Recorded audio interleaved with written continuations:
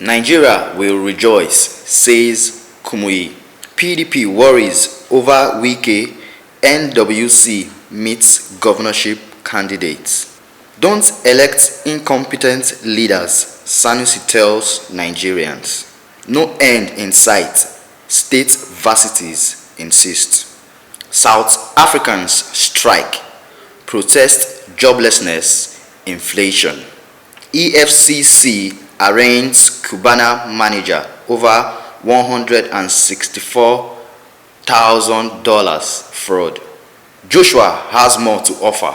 Good day and welcome to the Podium News. My name is Confidence Silva.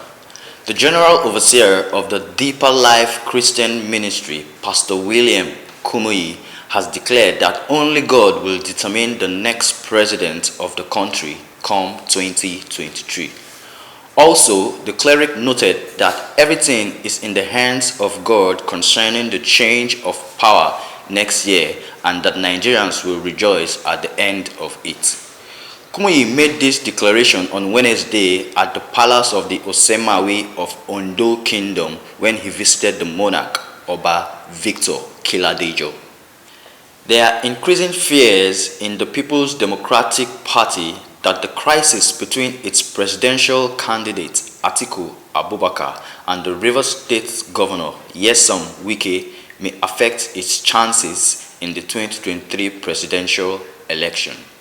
The party leaders spoke in separate interviews on Wednesday, expressed concern about the growing relationship between Wike and influential members of the All Progressive Congress, describing the development as worrisome. The party's top members specifically expressed concern over the meeting Wike and two other PDP governors held with the APC presidential candidate Asiwaju Bola Tinubu in London on Monday. Former Emir of Kano, Muhammadu Sanusi II, on Wednesday said elections of leaders for the country should be based on competence and not ethnicity. He said candidates' agenda should also be scrutinized so as to know what we are going into before we get into it. Sanusi spoke at the August event 2022 organized by the Moses Adekoyejo Majekudumi Foundation in collaboration with the St. Nicholas Hospital held in Lagos. Some branches of the Academic Staff Union of Universities in state-owned university have vowed to remain on strike following the failure of the federal government to successfully negotiate with the national body of the union. Chairpersons of ASU in affected state universities who spoke in separate interviews with some correspondents described as ignorance calls for suspension of the strike in state-owned universities. Protesters marched to one of South Africa's main government buildings in Pretoria Wednesday, backing a national strike called by the country's largest union over high inflation and power cuts. Hundreds of people blocked road in the capital as they walked to the union building where the presidency is located, demanding the government tackle rising living costs to prevent economic collapse. The Economic and Financial Crime Commission on Wednesday arraigned a manager with Cubana Group, Lucky Uchechukwu Ndukwe, for an offense bordering on conspiracy to launder and money laundering.